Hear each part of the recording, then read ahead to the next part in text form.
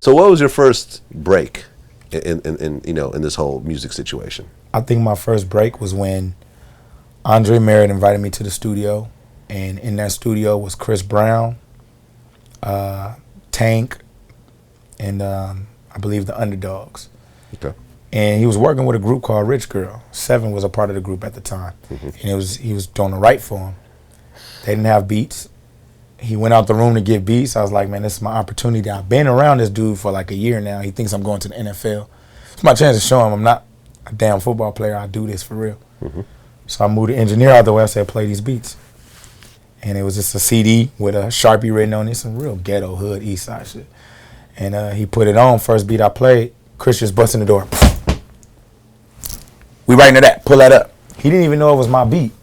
So we pull it up. We start writing. Tank go in, do melodies. BJ, the Chicago kid, go do melodies. He was there too. And then and then I say, let me go do some melodies.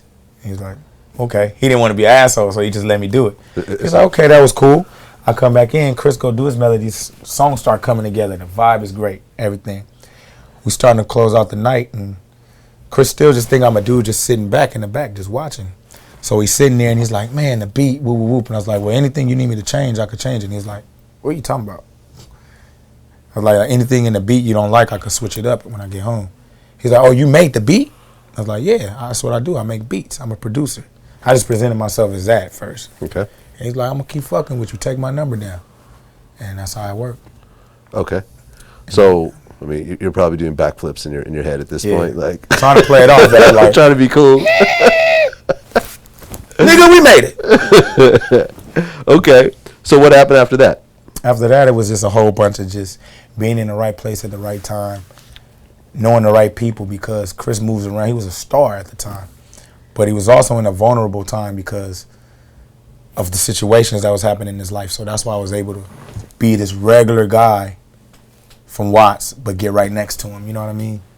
I think if it wasn't for that situation, I might not have been able to get so close to him. You might not have been as vulnerable.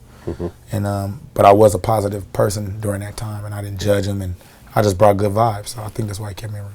Like, at what point did the stuff that you were working on start to actually see the light of day? I did a song with Chris Brown called Twitter, and we were just in the studio playing. It was just me and him, and he just liked to create. He's a creative person. He likes to go. I had a beat, and we made the song. It was the first song we ever did together, and it was called Twitter when Twitter first came out, and people liked it. So after that, I believe his manager said, you know what, you need to be smart and sign this kid. You know, he's talented. And that's when he was like, you know, we want to think about signing you.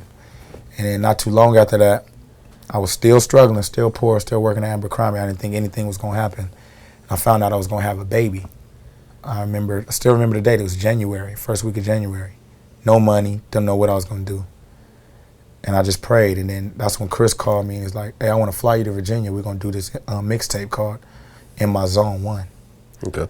And that's when we did all the songs from In My Zone 1. No BS, no bullshit came from that. A lot of stuff in it. A lot of people call it Chris's comeback. Yeah. And it was my beginning, so it was a blessing. And you signed at that point? And I signed right after the In My Zone. I signed with Chris. Okay. How did that feel? It felt great. I felt like it was going to be the beginning of a journey. I felt like he was that face, and he had that stamp, like that Midas touch. If you say somebody's dope, you know, it's opportunities, you're going to go. I mean, you know, I know the way the music industry works. I've been around for a while. And whenever, like, someone is interested in an artist, you know, everyone is suddenly interested in the artist. I mean, were there, like, other labels and other deals and all that kind of stuff? There were. A lot of the people started, once Deuces had got a Grammy and he was singing in BET, I had the pleasure to meet, you know, the big wigs who run his stuff. You know, and I had never met any of these people. I was actually intimidated because at that point I hadn't been around, being quite frankly with you, that many high-powered white people, or, you know, I'm just a regular guy who played football. So that type of stuff in that environment was foreign to me, and I wasn't in the know. I was green. Green is the driven snow. So I remember the guys cornered me in his trailer, and they were like, so Kevin McCall, we can talk business, da-da-da. And I remember Chris saying, he's signed to me.